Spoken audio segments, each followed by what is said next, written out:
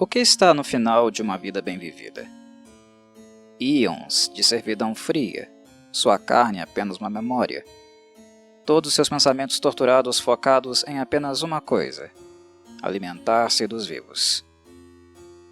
Acadêmico Drake, necromante. Entre os estudiosos, os debates acirram sobre a multiplicidade de formas, corpos, poderes e habilidades que podem ser encontrados entre os mortos-vivos. Por que eles não são todos iguais? As diferenças surgem da própria fonte da não-vida, o elan escuro que se espalha pelo tecido necrótico dos mortos. A não-morte se manifesta de várias maneiras. Basta folhear as páginas do bestiário de um necromante para ver a infinidade de formas e estados atribuídos aos mortos-vivos. Um elemento unificador define a maioria das criaturas mortas-vivas. Cada uma deve ter vivido no passado, não importa quão pouco da criatura original tenha sobrado, mesmo se apenas o espírito ou a memória permanecerem. Embora casos extremos e raros tenham visto pequenos pedaços da própria energia da não-vida, energia negativa, assumir uma forma e propósito terríveis, quase todos os mortos-vivos já respiraram em seus corpos antes de ganharem seu temido título. Existem numerosas teorias sobre a natureza da não-morte, e embora algumas hipóteses concorram ou se contradigam, outras se reforçam ou se sobrepõem. Embora essas conjecturas possam não concordar sobre as origens da não-vida, a maioria delas pelo menos afirma que essa condição geralmente ocorre nos corpos de criaturas falecidas recentemente. Eis algumas das teorias mais amplamente aceitas sobre as origens dessa aflição. Primeira, atrocidade chama a não-vida. Atos malignos podem ressoar em várias dimensões, abrindo rachaduras na realidade e deixando a praga se infiltrar. Um ato suficientemente hediondo pode atrair a atenção de espíritos maliciosos, sem corpo e procurando abrigar-se na carne, especialmente vasos recentemente desocupados. Esses espíritos muitas vezes são pouco mais do que nós, de fome insaciável, desejando apenas se alimentar. Nesta categoria se incluem muitos mortos-vivos sem mente. Às vezes, essas influências malignas também conseguem revigorar as memórias decadentes do antigo hospedeiro do corpo. Assim, alguma aparência da personalidade e memórias originais permanecem, embora o ser recém-desperto seja invariavelmente distorcido pelo espírito habitante, resultando em uma criatura maligna, distorcida e inteligente. No entanto, este ser não é verdadeiramente habitado pelo espírito da criatura original, que partiu para buscar seu destino final nos planos exteriores. Esse amálgama é algo totalmente novo. Outras vezes, atos atrozes chamam espíritos sombrios e reanimadores para a forma de carne do recém-falecido, deixando o espírito original intacto. Isso pode acontecer se a pessoa já for má ou tiver sido tentada para o mal em vida. Alternativamente, alguns espíritos bons podem ficar presos de forma não natural em seus corpos, sendo lentamente pervertidos para o mal conforme os espíritos das trevas convertem o corpo em morto-vivo. Segunda teoria: energia negativa como força de apoio.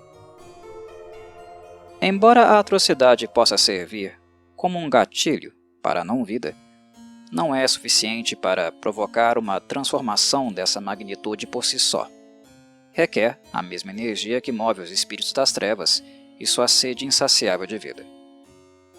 Aquilo que está morto não tem vitalidade, então de onde vem a energia da animação? A energia negativa, uma força que é organizada, armazenada e utilizada principalmente por criaturas malignas, divindades malignas e seus servos, fornece o poder para essa metamorfose.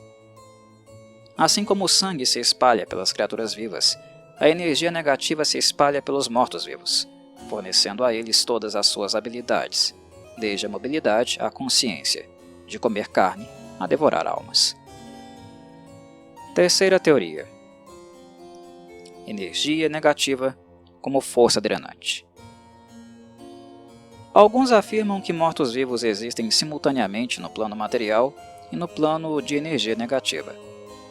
Mais precisamente, eles acreditam que os mortos-vivos no plano material estão ligados ao plano de energia negativa, por meio de um condutor, assim como a própria vida de alguma forma participa da energia positiva. O plano de energia negativa é o coração das trevas, a fome que devora as almas. É um lugar estéril e vazio, um vazio sem fim e um lugar de noite vaga e sufocante.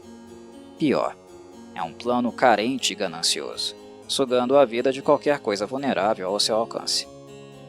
Calor, fogo e a própria vida são atraídos para a boca deste plano, que perpetuamente anseia por mais. A própria existência até mesmo dos mortos-vivos mais fracos produz um dreno constante nas energias do plano material, o que explica as sensações de frio frequentemente atribuídas aos não-vivos. Como parte do encantamento de sua criação, os mortos-vivos sugam um pouco da energia que flui do plano material em direção ao plano de energia negativa. Essa energia roubada serve para alimentar sua existência contínua. Mortos-vivos mais poderosos têm uma conexão mais forte com um plano de energia negativa e, portanto, são capazes de sugar ainda mais a energia do plano material para seus próprios propósitos, antes que seja perdida para sempre no vazio final. Esse tipo de animação é conhecida como necromancia, mas também pode ser chamada de animância entrópica. Os magos especulam que a magia pode ser capaz de ligar objetos ou cadáveres ao plano de energia positiva, neste caso revertendo o fluxo de energia. Quarta teoria: mortos-vivos como contágio. Muitos mortos-vivos têm métodos de propagar sua maldição entre suas vítimas. Por exemplo, as pessoas infectadas pela picada doentia de um carniçal podem contrair a febre carniçal. Aqueles que morrem por causa dessa doença apodrecida levantam na meia-noite seguinte como um deles.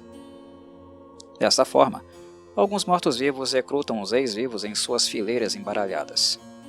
Mortos-vivos se propagam em uma paródia doentia do método de multiplicação da vida. Pior ainda, a proliferação de mortos-vivos é muito mais rápida, fácil e não requer o consentimento da criatura para se tornar morto-vivo, apenas a incapacidade da vítima de expulsar o atacante nascido do túmulo. Quinta teoria: reanimação proposital. Conte com aqueles que buscam conhecimento para perseguir muito a centelha da vida e os frutos negros da morte. Alguns buscam segredos da morte por medo, pensando que superando a mortalidade, não terão mais o que temer. Magos que trilham esse caminho até sua conclusão às vezes abraçam a morte completamente, embora não se tornem imortais, mas simplesmente resistentes. Conjuradores que adotam essa existência são comumente conhecidos como liches. Para sua tristeza, a maioria descobre que abandonar todos os prazeres da vida e continuar a existir é um destino pior do que a absolvição da verdadeira morte. Outros investigam os limites entre o último suspiro e o silêncio final apenas por uma questão de conhecimento. Despojados da consciência ou de qualquer outra paixão que não há necessidade de saber a verdade, esses brincalhões foram responsáveis por pragas de zumbis, ventos farejadores de almas e outras atrocidades. Às vezes, esses magos eruditos também experimentam a animação de matéria inerte, que compartilha muitas propriedades com a animação de mortos-vivos, especialmente quando a matéria inerte em questão é composta de partes do corpo rejeitadas de criaturas que já foram vivas. Essas criações são comumente conhecidas como golems de carne. No entanto, tão semelhantes quanto um golem de carne ou qualquer outro construto pode parecer para um zumbi, os construtos e os mortos-vivos permanecem entidades separadas, por duas razões principais. Primeiro, a energia negativa não é um poder necessário para qualquer construção comum, incluindo os golems de carne. A energia negativa não energiza os construtos, nem a energia negativa desempenha um papel nos métodos pelos quais os construtos podem afetar os inimigos.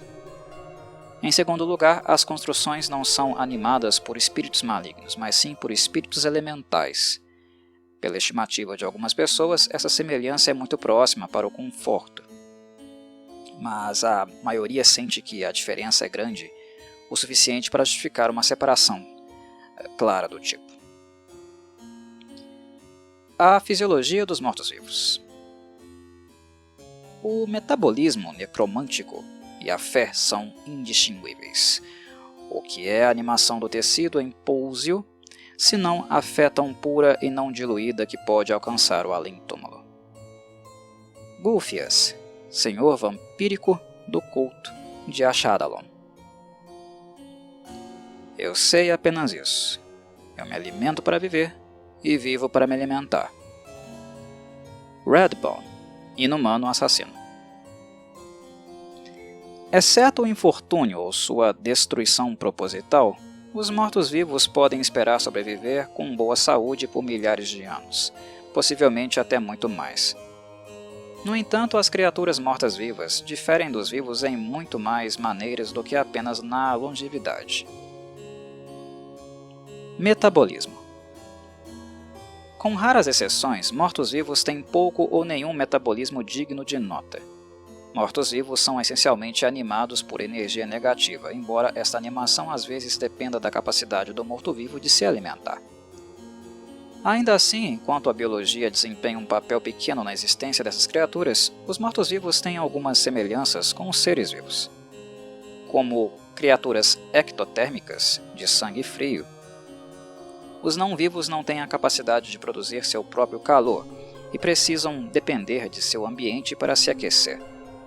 Esta incapacidade de produzir calor é uma característica definidora dos mortos-vivos, mais observada por estudiosos e aqueles que os encontram, e frequentemente comparada ao frio da sepultura. Entretanto, classificar mortos-vivos como criaturas de sangue frio seria impreciso, uma vez que mortos-vivos são, em sua maioria, sem sangue. Como os ectotérmicos, os mortos-vivos assumem a temperatura do ambiente. No entanto, ao contrário das criaturas vivas de sangue frio, os mortos-vivos não são indevidamente prejudicados por temperaturas particularmente baixas, a menos que se tornem sólidos, congelados, ou temperaturas particularmente altas, a menos que comecem a arder e queimar. Dieta.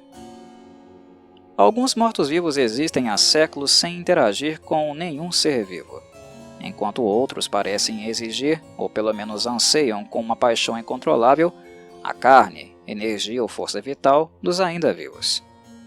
No entanto, mesmo mortos-vivos que não consigam ou precisam comer, podem ter um pedaço preferido. Essencialmente, alguns mortos-vivos podem escolher comer se desejarem, mesmo que não tenham necessidade de consumir. Eles poderiam comer até mesmo comida comum, se desejassem parecer normais ou estivessem interessados em tentar extrair algum indício de sabor. Mortos-vivos com línguas, como os carniçais, na verdade, retêm seu paladar. Alguns mortos-vivos se glorificam em sua habilidade de se alimentar dos vivos. Outros, especialmente os mais inteligentes, romantizam ou até erotizam a necessidade de se alimentar dos vivos para manter as forças, ou para alimentar seu vício. Ainda assim, apesar do fato de que esta habilidade de alimentação é frequentemente perigosa, ou até mortal, para aqueles que se opõem a ela, a fome por trás dela é uma grande fraqueza para muitos mortos-vivos. Com tudo isso em mente, as necessidades de alimentação de mortos-vivos podem ser divididas em 3 tipos: não necessária, de desejo inevitável ou dependente da dieta. Não necessária. Alguns mortos-vivos não têm requisitos de alimentação, existindo apenas com energia negativa. Desejo inevitável. Alguns mortos-vivos não têm nenhuma necessidade corporal de se alimentar, e podem continuar a existir somente com energia negativa, mas são levados à dieta do mesmo jeito por desejos inevitáveis. Esses desejos, negados por muito tempo, podem transformar até mesmo um morto-vivo consciente em uma fome irracional. Uma vez que a alimentação é realizada e a fome saciada, a intensidade do desejo cai de volta a um nível tolerável, mas é um ciclo fadado a se repetir. Dependente da dieta. Alguns mortos-vivos devem se alimentar dos vivos para manter sua mobilidade ou algumas de suas outras habilidades. A ligação com um plano de energia negativa para mortos-vivos desse tipo fica cada vez mais tênue, quanto mais tempo eles se negarem ao alimento necessário. Em algum ponto, sua mobilidade ou uma ou mais habilidades específicas são suprimidas até que eles possam se alimentar novamente. No entanto, não importa o quão enervado pela falta de alimentação, os mortos-vivos não podem morrer de fome a ponto de se desanimarem permanentemente. Eles já estão mortos. Uma infusão fresca de seu alimento preferido sempre pode trazê-los de volta a todas as suas habilidades. A maioria dos mortos-vivos dependentes de dieta pode passar vários meses antes de perder toda a mobilidade. Fome morta-viva. Mortos-vivos que têm desejo inevitável não têm a opção de não se alimentar. Sua fome infernal não pode ser negada. Da mesma forma, mortos-vivos dependentes da dieta sabem que também precisam de sustento. Mortos-vivos sem mente não se importam se sua fome os leva para o campo aberto ou para ataques taticamente questionáveis. Mas mortos-vivos inteligentes preferem dirigir suas próprias ações. No entanto, se um morto-vivo inteligente for negado por muito tempo àquilo que mais deseja, suas ações podem rapidamente levá-lo ao frenesi, apesar de seu desejo de permanecer escondido ou anônimo. Da mesma forma, aqueles que dependem de uma dieta constante para complementar sua existência tomarão medidas para garantir que sua capacidade de se alimentar não seja comprometida. Cura dos mortos-vivos. Uma criatura viva que é mortalmente ferida pode ficar incapacitada ou morrer. Durante este tempo, a ajuda ou boa sorte podem fazer a criatura voltar à saúde e, eventualmente, à força total. Mortos-vivos não são tão afortunados. O que incapacitaria ou deixaria uma criatura viva inconsciente destrói uma criatura morta-viva. Nenhuma ajuda, mágica ou mundana, é suficiente para restaurar o morto-vivo ao seu estado anterior de reanimação. Uma vez que eles já estão mortos, os mortos-vivos que foram destruídos não podem retornar à existência pela ressurreição ou reencarnados. As magias de ressurreição e ressurreição verdadeira podem afetar os mortos-vivos, mas estas os transformam naquilo que eram antes de se tornarem mortos-vivos. Apenas mortos-vivos com inteligência podem recuperar a constituição perdida, geralmente por meio de cura necromântica ou por meio da aplicação de energia negativa. Um morto-vivo com habilidade de cura rápida não depende de inteligência para se beneficiar da mesma. Cura necromântica. Com 8 ou mais horas consecutivas de inatividade, em qualquer período de 24 horas, um morto-vivo com inteligência recupera parte de sua constituição. Cura mágica. A aplicação de energia negativa pode restaurar a constituição de um morto-vivo. Geralmente, qualquer magia que prejudique uma criatura viva, pela aplicação de energia negativa, cura um morto-vivo. Reserva necrótica. Alguns mortos-vivos que têm a habilidade de se alimentar dos vivos podem usar essa habilidade para revigorar seus corpos diariamente, concedendo-lhes um pequeno alívio da destruição imediata quando eles sofrem danos. Dormindo. Mortos-vivos não dormem e quase nunca precisam de descanso. No entanto, mortos-vivos que conjuram magias requerem algum tempo para refrescar sua consciência, assim como os conjuradores vivos fazem, antes de poderem preparar ou lançar novos feitiços. Para recuperar a habilidade de lançar ou preparar magias, um morto-vivo deve ter uma mente clara. Para limpar sua mente, o morto-vivo deve experimentar 8 horas de calma repousante. Ele deve se abster de movimentos, combate, lançamento de magia, uso de habilidade, conversação ou qualquer outra tarefa física ou mental exigente durante o período de descanso. Se a calma repousante for interrompida, cada interrupção adiciona 1 hora ao tempo total que o morto-vivo tem para descansar a fim de limpar sua mente. Propagação. Muitos mortos-vivos compartilham pelo menos uma característica com as criaturas vivas. Eles possuem os meios para propagar sua própria espécie. Diversas variedades de mortos-vivos podem fazer com que suas vítimas mortas se levantem da sepultura, criando assim novas criaturas não vivas. Criando prole morta-viva. Muitos mortos-vivos têm a habilidade de criar prole, uma versão igual ou inferior de si mesmos, mas sob seu controle, simplesmente matando suas vítimas. Presumivelmente, o morto-vivo deve ter drenado a vítima para que isso ocorra. Por exemplo, um inumano que empurra uma lápide sobre um inimigo, matando-o, não deve esperar ganhar um novo inumano servo com os restos mortais da vítima. Ele deve drená-lo ainda vivo. Tendo uma visão mais ampla, a propagação de mortos-vivos pode ser considerada uma doença infecciosa. É desagradável, se espalha facilmente e mata seus hospedeiros. Claro, a praga da autopropagação de mortos-vivos é muito pior do que qualquer doença comum, especialmente porque os métodos normais de preservação contra doenças são inúteis nesse caso. Mas a cura é um pouco diferente. Elimine a fonte de infecção e você elimina a própria doença. Os não-vivos usam vários métodos diferentes para criar novas criaturas mortas-vivas. Prevenção da não-vida. Aqueles que esperam escapar da maldição dos mortos-vivos, quando suas vidas acabam, às vezes buscam a bênção de uma boa divindade.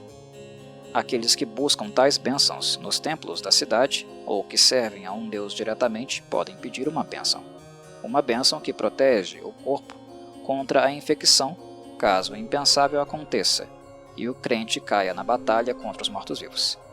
Quem presta esse tipo de serviço, obviamente, são os clérigos, as divindades boas. Desenvolvimento. Ao contrário das criaturas vivas, que crescem e amadurecem ao longo de seus ciclos de vida, os mortos-vivos geralmente são imutáveis, congelados no momento da sua criação.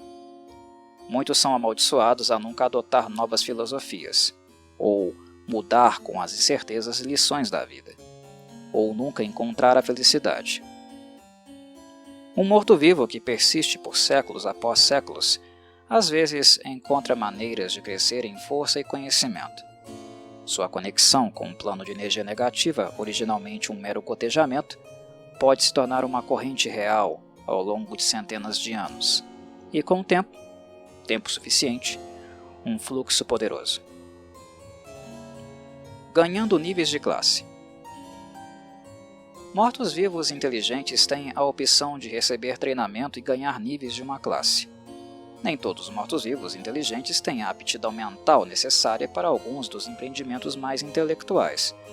Então classes menos cerebrais, como bárbaros e guerreiros, frequentemente se tornam populares entre eles. Mortos-vivos particularmente inteligentes são geralmente atraídos por classes de conjuradores. Mortos-vivos que começaram como conjuradores de alto nível e usaram magia para preencher o abismo que os separa da mortalidade, podem continuar a adicionar classes de conjuradores normalmente. Evolução. Às vezes, os mortos-vivos se tornam mais fortes com o tempo. Este tempo de habilidade leva centenas de anos de existência, e mesmo assim, daqueles mortos-vivos que perseveraram por tanto tempo, apenas um punhado se torna mais poderoso. Esta maturidade de poder depende do vínculo do morto-vivo com um plano de energia negativa. À medida que a existência da criatura se estende ao longo dos séculos, sua conexão com esta energia vazia fica lentamente mais segura, imbuindo o monstro de força, vigor e propósito sombrio. Sentidos dos mortos-vivos. Assim como acontece com outras criaturas predatórias, os mortos-vivos têm sentidos suficientes para revelar suas presas, e, em alguns casos, esses sentidos são até aprimorados. Visão. A energia que anima o morto-vivo se estende até seus órgãos de visão, dando a todas as criaturas mortas-vivas a visão no escuro de pelo menos 18 metros. Eles nunca são impedidos pela escuridão e são capazes de enxergar mesmo em condições de escuridão total, quando a maioria das criaturas, vivas no caso, é incapaz de discernir a menor pista visual. Perfume e audição. A energia que anima um morto-vivo se estende aos órgãos do cheiro e da audição também. Assim, os mortos-vivos podem cheirar e ouvir exatamente como os seres vivos. Assim como a visão, no entanto, se um morto-vivo perder fisicamente um órgão específico, ele não poderá mais usar essa habilidade específica. Sabor. A energia da animação também se estende aos órgãos do paladar de um morto-vivo. No entanto, se um morto-vivo perder fisicamente sua língua, ele não poderá mais detectar seu ambiente desta maneira. Muitos mortos-vivos se enquadram nessa categoria, a exemplo dos esqueletos. Todos os mortos-vivos incorpóreos perdem a capacidade de saborear, mas ainda podem ouvir e cheirar. Toque. Os mortos-vivos mantêm um senso de toque embotado e fantasma, mais mecânico que biológico. É uma aproximação pálida e grosseira de um verdadeiro sentido tátil. Mortos-vivos incorpóreos não têm sentido de tato. Senso à vida. Alguns mortos-vivos, especialmente aqueles sem os órgãos habituais que garantem a habilidade de sentir seu ambiente, sentem o mundo como uma grande escuridão iluminada apenas pela luz emitida por criaturas vivas. Para esse tipo de morto-vivo, cada criatura viva emite luz em um raio de 6 metros, iluminando todos os objetos dentro desse raio.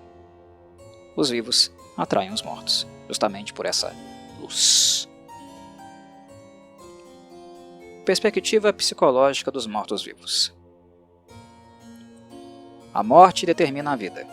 Uma vez que a vida é concluída, ela adquire um sentido. Até esse ponto, não faz sentido. Seu sentido está suspenso e, portanto, ambíguo. Pier Paolo Pasolini.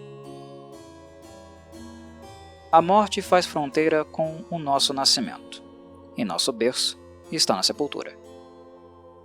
Joseph Hall. Como as pessoas, dois mortos-vivos nunca têm exatamente o mesmo entendimento.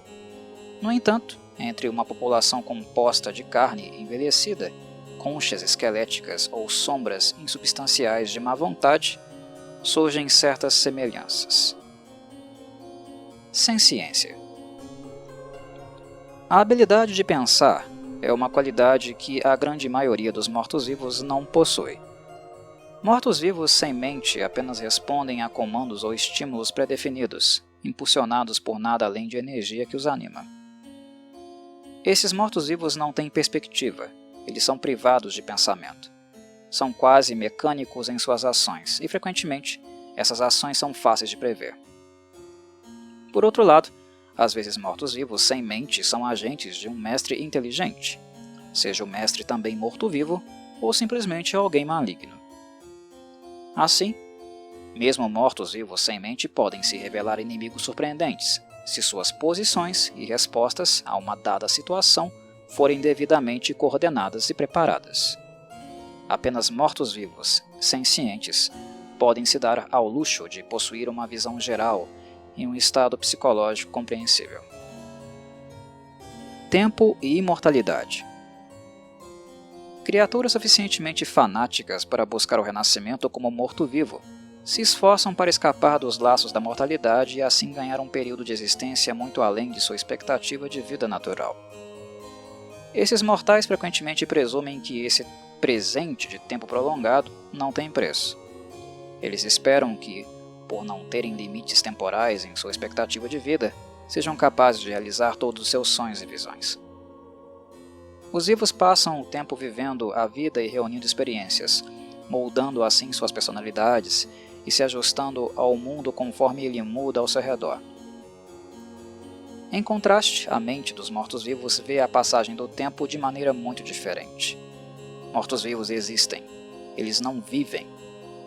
Vida significa mudança, e embora os mortos-vivos resistam ao longo do tempo e aprendam novos fatos, eles raramente mudam ou apreciam novos paradigmas. Com exceção de algumas raras exceções, A perspectiva de um morto-vivo permanece estagnada ao longo das décadas ou séculos de sua existência, apesar das novas experiências e novas situações que possa encontrar. Essa natureza mental inflexível é a razão pela qual muitos mortos-vivos antigos parecem insanos. Na verdade, eles podem estar apenas operando com objetivos e aspirações que estão um pouco fora de sintonia com o mundo atual. Infelizmente, como qualquer ambição que não pode ser influenciada pela razão ou temperada por mudanças nas circunstâncias, os objetivos dos teimosos mortos-vivos imortais se tornam um mal canceroso que deve ser extirpado. Enquanto uma criatura viva pode aceitar concessões quando a vida lhe oferece um novo desafio, os mortos-vivos raramente podem fazer algo diferente do que sempre fizeram. Compaixão. A compaixão é uma escolha. Quando alguém é visto como compassivo, essa pessoa fez uma série de escolhas. Mortos-vivos sem mente já estão fora de combate quando se trata de fazer escolhas. Mas, e quanto aos mortos-vivos sencientes e compaixão? Claramente, a escolha de ser compassivo não é algo que os mortos-vivos mais inteligentes consideram. Em muitos casos, o evento que animou um determinado morto-vivo é uma experiência tão transformadora que imprime o novo morto-vivo em sua imagem. E em quase todos os casos, esse evento é gerado a partir de um impulso ou ação maligna. Mas algo é realmente mal se não considerar as consequências de suas ações? Sim, claro, mas considere o mal pelo bem do mal. A capacidade de reconhecer que as ações tomadas causarão horror, ruína e morte, mas realizar essas ações de qualquer maneira. A maioria dos mortos-vivos inteligentes retém memória suficiente de suas vidas anteriores para saber que seus atos são horríveis. Alguns podem até sentir pontadas de culpa, chegando ao ponto de permitir caprichosamente que as vítimas sobreviventes sejam libertadas. Este ato se torna mais provável se o morto-vivo for um predador que recentemente se alimentou de seu pedaço preferido. No entanto, quando a fome aumentar novamente, como deve acontecer, o morto-vivo pode amaldiçoar sua generosidade, novamente procurando aqueles que anteriormente permitiu escapar. Para outros mortos-vivos com a habilidade de sentir, é um fardo mais fácil de carregar se eles se desligam mentalmente de suas vidas anteriores. Esses mortos-vivos não podem sentir empatia pelas possíveis vítimas porque eles não sentem mais um parentesco.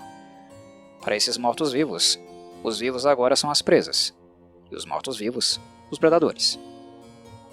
Assim como os lobos derrubam ovelhas de rebanho velhas e fracas, os mortos-vivos também podem atacar os vivos, simplesmente cumprindo seu papel na ordem natural, entre aspas, da vida. De natural, os mortos-vivos não têm nada, obviamente. Prole.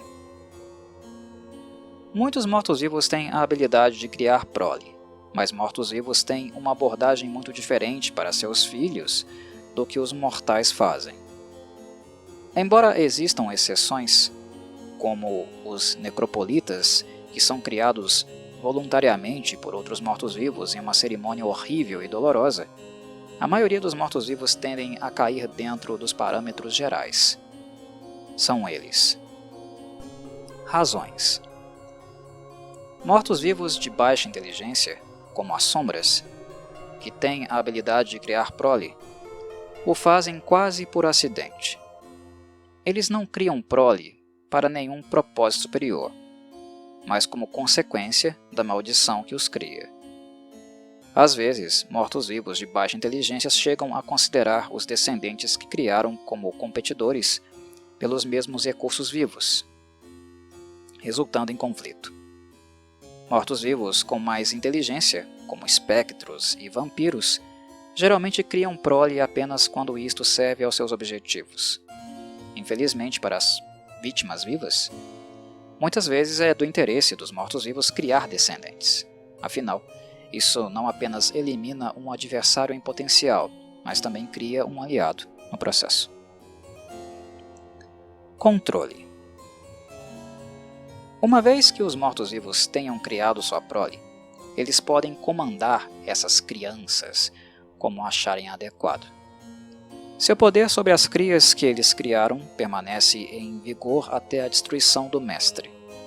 Com isso, toda a prole se tornará livre. A prole, por sua vez, tem a mesma capacidade de criar filhos à sua própria imagem e podem comandar esses filhos da mesma forma que são comandados por seu criador. Não é incomum que grandes teias de controle existam em hierarquias de mortos-vivos, remontando aos mais antigos mortos-vivos que iniciaram a cadeia. No final das contas, as cabeças dessas teias de mortos-vivos podem exercer grande poder se guiarem sua família sempre crescente de maneiras que maximizem sua força e minimizem sua exposição para serem encontrados e eliminados por zelosos caçadores de mortos-vivos. Normalmente, até mesmo criaturas de livre-arbítrio, uma espécie de livre-arbítrio limitado, digamos, ficam ressentidos por estarem sob o controle de outra criatura, mas isso não é verdade para os mortos-vivos em questão. O ato de sua criação gera uma espécie de vínculo de serviço com os seus criadores, uma certa ânsia por servi-los. E isso é, de fato, sobrenatural. Embora este comando possa ser minado brevemente por meio da habilidade de um clérigo, os mortos-vivos sempre retornam aos seus serviços quando possível. Eles são inundados por um certo sentimento de servidão. Tornam-se realmente escravos em virtude dessa condição. Afeição. Chamar qualquer parte do vínculo entre a prole e o criador de afeto pode estar indo longe demais, mas as crias são definitivamente servis em sua atenção a cada detalhe dos desejos de seus criadores. A prole nunca hesita em realizar qualquer ação comandada por seus criadores, mesmo que essa ação leve a certa destruição. No entanto, esse afeto não funciona necessariamente nos dois sentidos.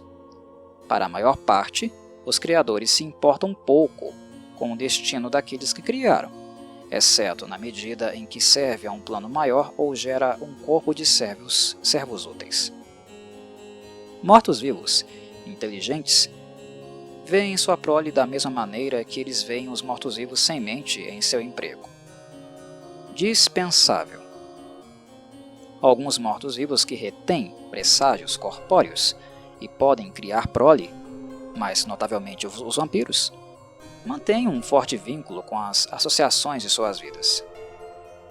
Como tal, eles podem continuar a nutrir afeto real por pessoas ainda vivas. Torturado pelo pensamento de perder o contato com um amigo ou ente querido, o morto-vivo pode procurar aquele indivíduo e, por amor, tentar transformá-lo em uma cria, transformar o seu amado em uma de suas crias. Mas o vínculo entre os dois agora é artificialmente reforçado pela natureza da criação. O ente querido agora existe em uma posição horrível de afeição que é compulsória, e não livre. Sociedade dos Mortos-Vivos. Estou morto, mas quem poderia reconhecer? Quando frequento os cafés, os bailes e as elegantes festas noturnas, quem diria que sou qualquer outra coisa senão um cavaleiro espirituoso de pele clara e olhos escuros que finge ser? Quem, senão aqueles a quem eu uso para matar a minha sede? Fennon Marques, Vampiro. Além da acrobacia, além do teatro, a trupe imortal criou uma forma inteiramente original de entretenimento. Parte teatro, parte ópera, a trupe cria um mundo onde tudo é possível. Pois é no teatro que os não-vivos tentam entender seu destino. Etana, proprietária do Teatro dos Mortos. Pelo fato dos mortos-vivos poderem ser feitos de qualquer criatura viva, eles geralmente não têm uma cultura geral ou uma única forma de sociedade. No entanto, mortos-vivos ainda podem ser definidos em como eles interagem com outras sociedades estabelecidas ao seu redor. Além disso, Enquanto a maioria dos mortos-vivos prefere viver à margem da sociedade real, alguns mortos-vivos são mais cultos e refinados em suas sensibilidades. Sem sociedade. Muitos mortos-vivos não têm sociedade. Eles são animados por acaso ou por poder maligno, se escondendo por anos dentro ou perto de uma sepultura, e se precisarem se alimentar, arranham seu caminho para o alimento desejado da melhor maneira que podem. Eles continuam esse padrão incessantemente até serem finalmente destruídos. Mortos-vivos sem mente constituem a maior parte desses mortos-vivos sem sociedade, mas qualquer morto-vivo, não importa sua inteligência, pode cair nesta existência predatórica básica. Infiltradores. Mortos-vivos com poderes mágicos suficientes para disfarçar sua natureza sem vida, às vezes optam por participar da sociedade dos vivos. Mortos-vivos que podem parecer naturalmente vivos também costumam empregar esse truque, especialmente os vampiros, é claro. Desta forma, alguns mortos-vivos nunca realmente deixam a sociedade da qual surgiram, embora seus hábitos devam mudar para manter esta máscara. Os mortos-vivos podem escolher manter seus laços com a sociedade por várias razões diferentes. Por exemplo, alguns acham que sem os contatos e entretenimentos que desfrutavam como criaturas vivas, eles eventualmente se tornariam insanos. Além disso, a infiltração da sociedade viva também fornece a alguns mortos-vivos um grupo de vítimas potenciais em constante renovação. Esse cenário foi representado tantas vezes, particularmente por vampiros, que precisa de pouca elaboração adicional. Finalmente, mortos-vivos inteligentes podem ter outros requisitos, além da simples nutrição ou da superação da solidão. Liches, em particular, entram em seu estado sem vida para evitar o encerramento de suas pesquisas por algo tão mundano como a mortalidade. Liches querem continuar aprendendo, a desenvolver magias. Enquanto muitos deles se contentam em se enterrar por eras de estudo privado, alguns outros liches entendem o valor da colaboração também e desejam acesso às últimas teorias e pesquisas mágicas. Esses mortos-vivos cosmopolitas podem manter a farsa da vida simplesmente para garantir seu acesso contínuo a recursos como academias de magia, participação em guildas de conjuradores e acesso a bibliotecas de sabedoria. Membros abertos. Em alguns cenários extraordinários, os mortos-vivos nem mesmo precisam esconder seus status, mas podem se tornar membros abertos da sociedade. É algo raro, mas acontece. Onde? Você pode se perguntar. Os mortos-vivos poderiam andar abertamente pelas ruas sem serem evitados e caçados. Provavelmente não em qualquer lugar do plano material, mas algumas cidades extraplanares são cosmopolitas o suficiente para conceder cidadania limitada até mesmo para mortos-vivos, presumindo que esses mortos-vivos sigam todas as regras da sociedade educada. As regras de tais sociedades geralmente incluem, antes de mais nada, nenhuma predação sobre outros membros dessa sociedade. Nos planos exteriores, Sigil, também chamada de Cidade das Portas, é o mais conhecido desses locais tolerantes. Mesmo nessas cidades de mente aberta, os mortos-vivos frequentemente devem se submeter a um processo de autorização para ter acesso legal e restrito à metrópole. Um morto-vivo com requisitos de alimentação reconhecidos, notavelmente vampiros, mas também outros mortos-vivos inteligentes, deve obter uma autorização por um determinado período de tempo, que varia de acordo com o local ou mesmo distrito, mas geralmente deve ser renovado pelo menos uma vez por ano. Esta autorização exige que o morto-vivo mostre, em detalhes, como ele atenderá às suas necessidades de alimentação durante o período determinado, de uma forma que não envolva danos aos outros cidadãos, visitantes do local ou turistas de outras localidades que possam encontrar falhas na cidade que está abrigando os mortos-vivos em questão. A maioria desses planos gira em torno da compra de gado, do qual os mortos-vivos obtêm seu sustento. cidadãos vivos são geralmente considerados inocentes da predação até se provar o contrário, mas para mortos-vivos, cujas naturezas são muitas vezes impossíveis de suprimir, a presunção vai de outra maneira. Mortos-vivos que são abertamente parte de sociedades que os toleram devem ir um passo além do cidadão médio para efetivamente manter sua nacionalidade civilizada. Eles devem ter muito cuidado para não quebrar nenhuma regra ou ultrapassar quaisquer limites, ou sua cidadania pode não ser a única coisa que eles vão perder. Sociedade dos mortos-vivos. Em alguns lugares, os papéis dos vivos e dos mortos na sociedade são invertidos. Mortos-vivos são uma parte da sociedade a tal ponto que estão completamente integrados. Mercadores mortos-vivos vendem seus produtos na extremidade sombria do bazar do mercado. Conselheiros mortos-vivos ocupam posições de autoridade, e aventureiros mortos-vivos buscam ouro e glória ao lado de caçadores de emoções fortes.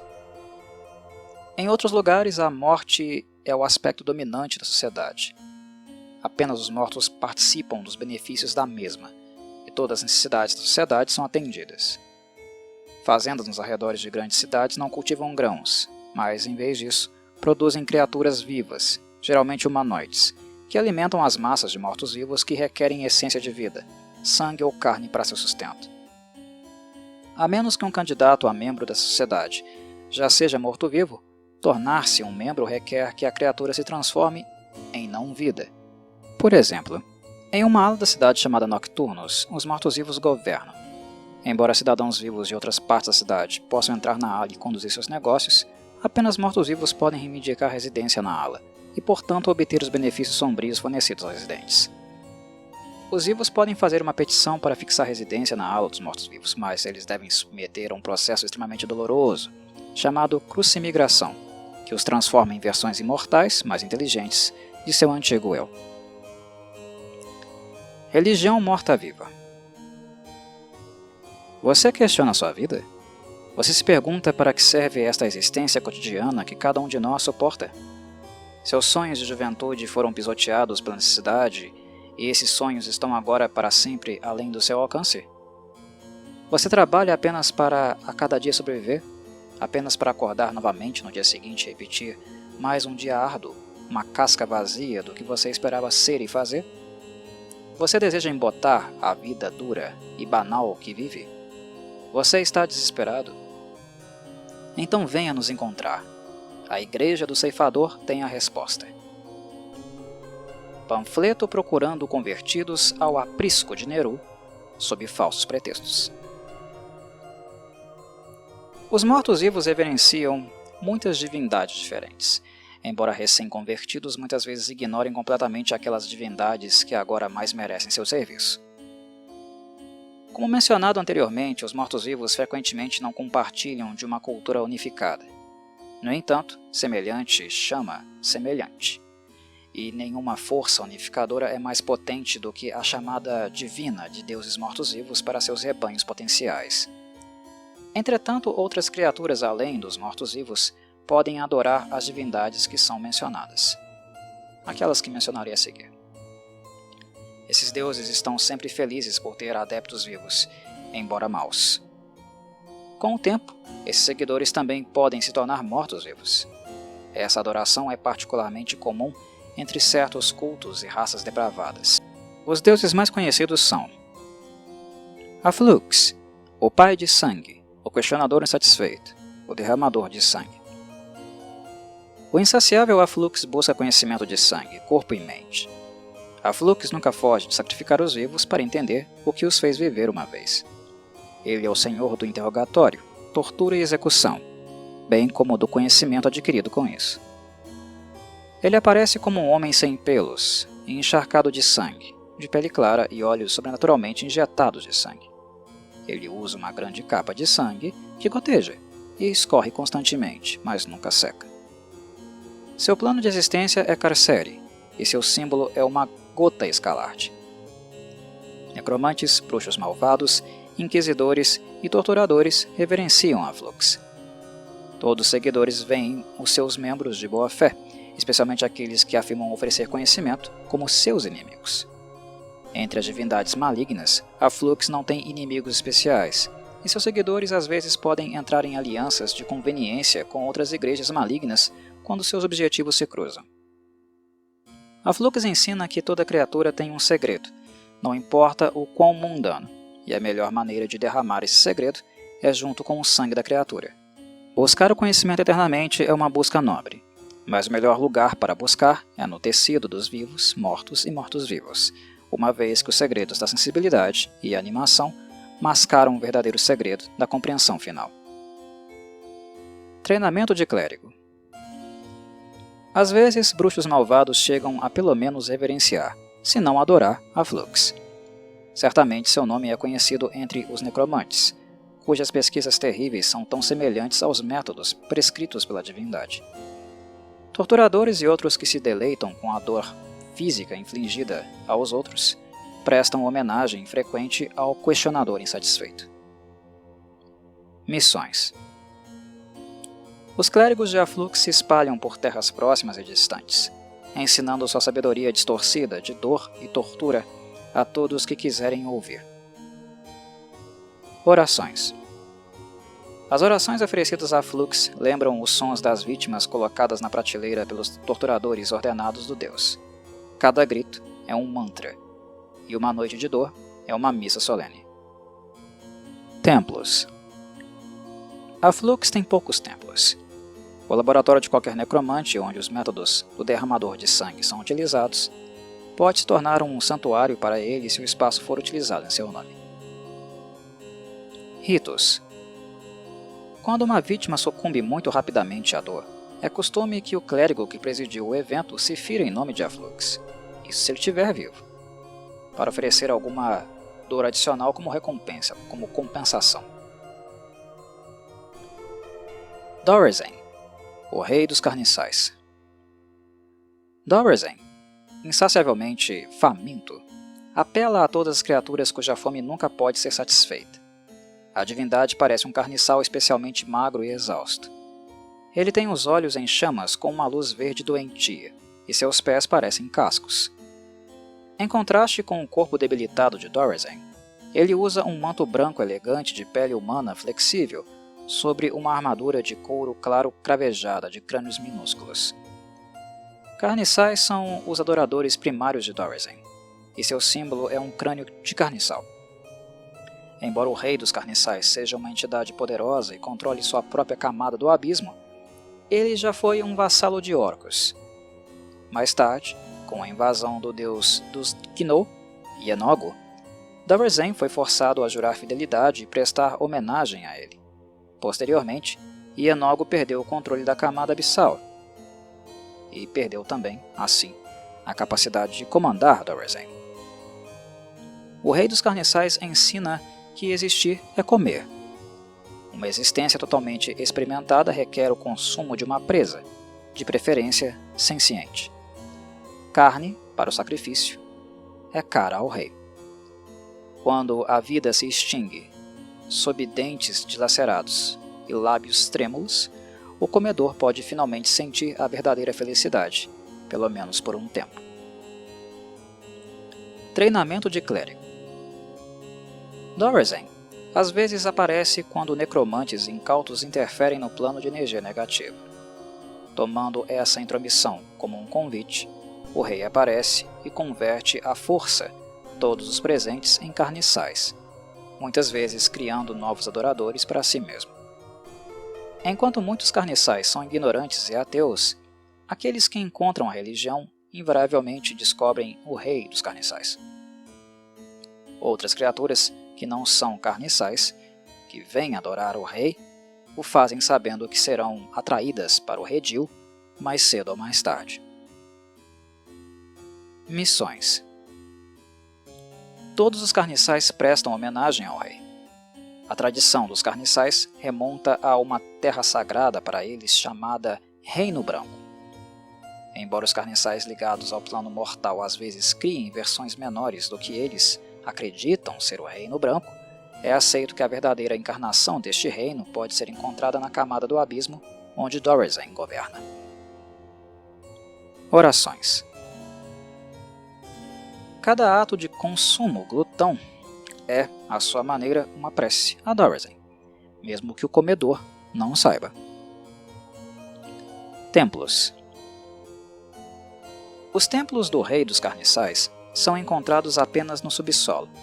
Pequenos santuários às vezes podem ser encontrados em mausoléus subterrâneos ou no centro da catacumba, mas templos em pleno funcionamento são erguidos apenas nos reinos subterrâneos mais profundos, cercados por uma comunidade de carniçais do tamanho de uma pequena cidade, pelo menos. Ritos. Compartilhar a carne doce de uma vítima entre vários carniçais é informalmente chamado de passar o chifre, e serve como um rito comum em memória de Dorothy. Glória da Noite, a beleza imortal, a amante eterna. A Glória da Noite ensina que o amor não precisa morrer nunca. Em vez disso, o amor pode durar indefinidamente, se os restos mortais do corpo forem devidamente preservados. Glória da Noite, a divindade do amor a qualquer preço, aparece como uma mulher primorosamente preservada com pele branca como gelo, quase translúcida, e cabelo branco platina na altura do pescoço. Ela tem olhos de um azul bebê, com lábios e unhas da mesma cor. Ela é perfeita, apesar, ou por causa, de seu frio necrótico. Desprezando a nudez simples, a beleza imortal prefere vestidos extravagantes e sem costas.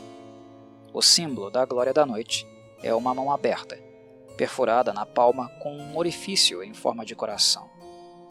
A amante eterna atrai fortemente os que buscam a imortalidade, amantes e mortos-vivos.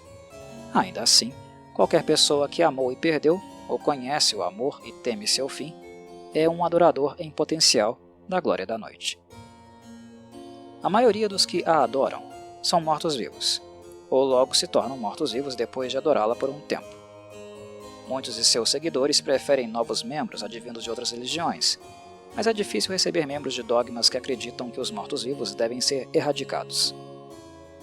A Glória da Noite ensina que o desejo é tudo o que importa, e o desejo pelo amor de outra pessoa nunca deve falhar devido à depredação da idade. Aqueles cujo amor transcende a vida devem buscar a vida eterna por meio da graça dos mortos-vivos. A preservação perfeita pode congelar o amor para sempre. Embora a ressurreição de amantes tragicamente mortos possa servir para alguns, nada pode permanecer como a chama final, imperiosa da velhice. Nada além do abraço dos mortos-vivos. Treinamento de clérigo. O treinamento que um clérigo deve passar para se tornar totalmente investido pela Glória da Noite é um segredo, envolto em amor e afeição. Missões. Os clérigos da Glória da Noite são principalmente proselitistas, pregando sobre a continuação do amor, e, por meio disso, a continuação da existência após a morte. Orações. Todas as orações à Glória da Noite exaltam sua perfeição imutável, uma beleza congelada em seu auge pelo bálsamo da morte. Templos. Templos da Amante Eterna podem aparecer em qualquer lugar. Embora, quando as autoridades percebam a verdadeira natureza da adoração a essa deusa com seu componente morto-vivo, logicamente esses templos geralmente são banidos. Ritos. Os ritos da Glória da Noite são muitos, mas a mera recitação de um poema de amor inspirado pela deusa é considerada uma obrigação diária por seus seguidores. Neru, o ceifador, o inimigo de todo o bem, odiador da vida, portador das trevas, rei de todas as trevas, o ceifador da carne. A divindade da morte Neru é amplamente conhecida e temida. Sua forma magra se assemelha a um cadáver mumificado, quase esquelético, com pele avermelhada, cabelo verde escuro espesso, uma capa com capuz de preto enferrujado e olhos, dentes e unhas da cor do verdete venenoso. Seu bastão preto, ceifador da vida, forma uma lâmina semelhante a uma foice de aura vermelha que mata qualquer um que tocar. Neru faz sua morada no plano de Carcere. Seu símbolo é um crânio e foice. Os clérigos de Neru são reservados e solitários, já que poucas pessoas, sãs no caso, toleram sua presença. Exceto nas terras mais perversas, Neru não tem uma igreja organizada. Ainda assim, o ceifador é temido em todas elas. Seus clérigos usam roupas vermelho ferrugem, quando não estão disfarçados. Neru é o patrono daqueles que buscam maior mal para seu próprio prazer ou ganho. Todos são iguais no reino frio de Neru. Cada coisa viva é uma afronta a ele. E cada morte traz uma centelha negra de alegria ao seu coração morto há muito tempo. Treinamento de clérigo. Alguns indivíduos são obcecados pela morte, mesmo quando crianças, e são recrutas em potencial para o clero de Neru. Todos devem suportar o rito final de iniciação, ser enterrado vivo, por dias ou mesmo semanas, às vezes. Embora seus clérigos mortos-vivos não estejam vivos por si só, isso ainda pode ser um processo doloroso, já que eles ficam sem comida por enquanto. Claramente, essa provação é ainda mais difícil para os iniciados vivos, já que a maioria deles são transformados em mortos-vivos por meio desse mesmo processo. Missões. Os seguidores de Neru profanam tumbas antigas em busca de conhecimentos perdidos, estabelecem cultos para fornecer comida voluntária para vampiros e levantam exércitos de mortos para aterrorizar o mundo dos vivos. Orações. Muito da liturgia de Neru é falada no pretérito, mesmo que ainda não tenha acontecido. Por exemplo, um clérigo de Neru pode orar: "Você me concedeu o domínio final sobre os mortos." Aqueles que oram a Neru para apaziguá-lo apenas atraem sua atenção, e isso traz sua própria destruição. Aqueles que matam em seu nome serão recompensados, ou assim Neru promete. Templos. Os templos de Neru estão sempre escondidos, mesmo em terras onde o ceifador é homenageado. Eles geralmente estão localizados no subsolo, geralmente como partes de complexos de catacumbas. A maioria dos templos está bem abastecida com criaturas mortas-vivas, e outras que espalham ou celebram a morte, como bruxas, demônios e vargoles. Ritos. Neru encontra pouco valor para comemorar, além da morte. O número de diferentes rituais fúnebres de Neru, dependendo de quem morreu e como, é impressionante. Os clérigos de Neru cometem assassinatos como oferendas à sua divindade. Se suas ações forem descobertas, eles avançam para novos locais de caça. Alguns assumem a vida errante, dissimulando serem pessoas inocentes, enquanto se mudam de cidade em cidade, assassinando alguns dos moradores locais e depois seguindo em frente. Orcus, príncipe demônio dos mortos-vivos, o tenebroso. Orcus é um príncipe demônio enorme e inchado de rancor, bile e desprezo. Uma vez complacente, suas guerras contra Demogorgon e Grast diminuíram. Ele foi assassinado e deposto, mas então Orcus ressuscitou dos mortos como um demônio morto-vivo e assumiu a alcunha de Tenebroso, se escondendo nas sombras, esperando para se vingar. Agora ele se restabeleceu em sua posição anterior e fixou residência em Naratyr, sua terrível cidade-fortaleza no abismo de Thanatos, a camada que ele governa. Mais uma vez, ele se encontra em uma luta pelo domínio com muitos dos outros lordes demoníacos. Ele não se contenta mais em envelhecer e engordar, se alimentando de larvas em seu castelo. Seu símbolo é uma massa com cabeça esquelética. Orcus atrai mais demônios, necromantes e mortos-vivos. Embora ainda não seja um deus real, Orcus é adorado como um deus com muito mais frequência do que qualquer outro príncipe demônio. Embora Demogorgon possa realmente ser mais poderoso, Orcus está mais perto de ascender à verdadeira divindade.